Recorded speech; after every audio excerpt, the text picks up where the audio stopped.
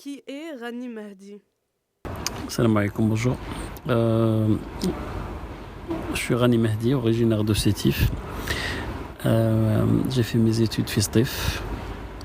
بعد قريت عامين في l'université de Sétif ومن بعد je suis parti à Paris pour suivre mes études. De 1990 à 1997 من بعد رحت لسويسرا. J'ai enseigné plus de 10 ans les mathématiques dans plusieurs lycées et instituts. ومن بعد j'ai commencé mon expérience télévisuelle في la chaîne العصر ومن بعد j'ai intégré la chaîne المغربية à Londres et je vis à Londres depuis pratiquement 4 ans. Voilà. Quand et pourquoi cette cassure avec l'Algérie, du moins l'État? Donc, il n'y a jamais eu de cassure avec l'Algérie. Moi, je vis, je respire tous les matins, tous les soirs, tous les jours. Mon esprit est en Algérie. Peut-être la cassure avec le système en place, oui. Donc, nous, les Algériens, on est allergiques à l'injustice et on est devenu allergique à ce système autoritaire. Le dernier des Algériens, c'est que depuis 1962, c'est les militaires qui mènent la barque en Algérie. Donc, le dernier en date, c'est Bouteflika. Il a été parachuté par les militaires. Et tout ce qu'il a fait jusqu'à présent, on est à son 4e mandat. Et finalement, on va de catastrophe en catastrophe. Donc, voilà. Donc, s'il y a cassure avec ce système-là, je pense que tous les Algériens sont opposés à ce système. Il y a quelques-uns qui s'insurgent, qui crient leur douleur et d'autres qui vivent ça en silence.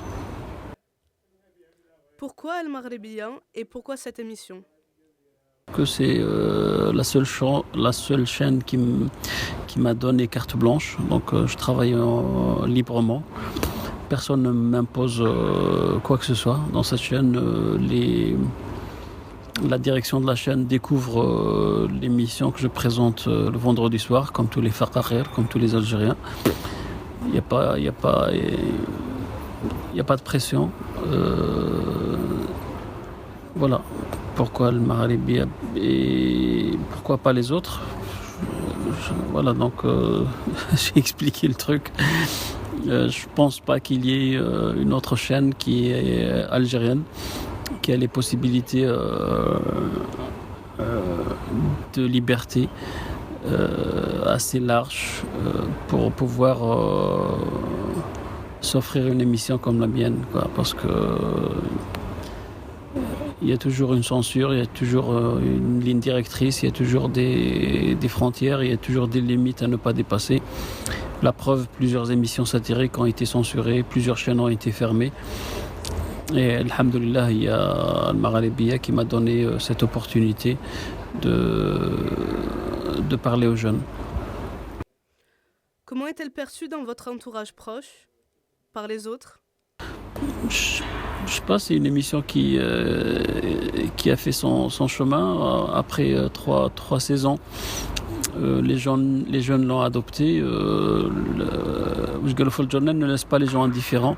Donc soit on l'aime, soit on ne l'aime pas. Mais même les gens qui ne l'aiment pas la regardent quand même. Donc c'est rassurant et c'est un gage de succès.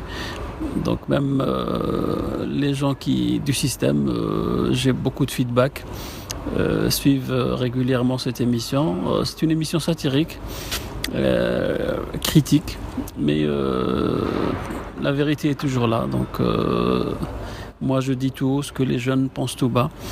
Je crois que c'est pour cela que finalement on s'est retrouvé à ce carrefour de la vérité.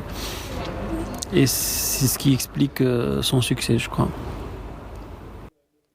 Y a-t-il eu des réactions vives ou violentes? Oui, des réactions vives, oui. Il y a toujours des critiques. Les gens qui ne font rien ne sont pas critiqués, mais les gens qui font quelque chose sont toujours critiqués partout, et spécialement en Algérie. Donc j'estime que les critiques sont les bienvenues du moment qu'elles sont objectives et qu'elles nous aident à avancer. J'estime que tout le monde a le droit d'exister en Algérie, que ce soit des chaînes, des journaux, des artistes, des caricaturistes, des peintres, des musiciens, des penseurs, des écrivains, des poètes. On a tous le droit de dire notre avis sur l'Algérie, sur ce qui s'y passe, parce que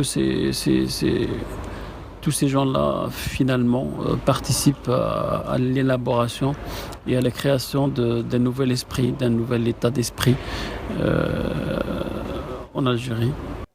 Quelle relation avez-vous avec le fils d'Issou? Je n'ai pas de relation spéciale avec le fils. Moi, j'ai quitté l'Algérie en 1990.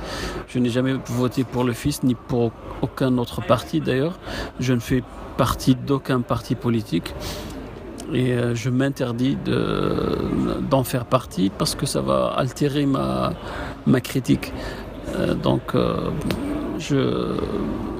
J'estime que le FIS est un parti politique très important en Algérie, qu'il était injuste de le mettre hors jeu comme ça par une décision autoritaire, militaire, dictatoriale.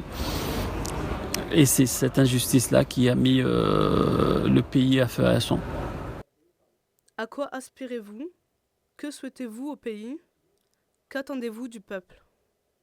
Moi, j'aspire à la vie. J'estime que depuis 1962, le FLN, le parti unique, le mode de pensée unique, le président unique, la chaîne unique, on réfléchit à notre place, on pense à notre place, on choisit à notre place.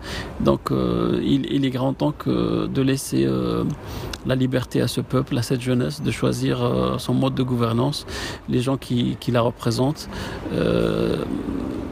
C'est dépassé. Le FLN est dépassé.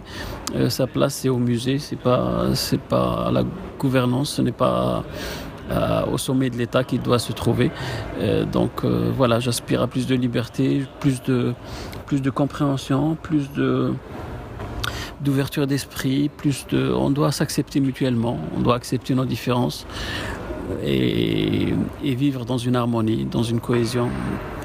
Et l'Algérie est assez grande, assez généreuse pour accepter toutes ces différences. Je souhaite à l'Algérie tout le bien qu'elle mérite. J'estime que l'Algérie a les capacités, a les possibilités d'être une locomotive dans le continent africain. Et je pense que le peuple algérien mérite tout le bonheur du monde. C'est ce que je lui souhaite. Ce que j'attends du peuple, je n'attends rien du peuple, je ne suis pas un leader. Je continue de travailler. J'estime qu'il est de notre devoir de montrer aux jeunes qu'une autre Algérie est possible.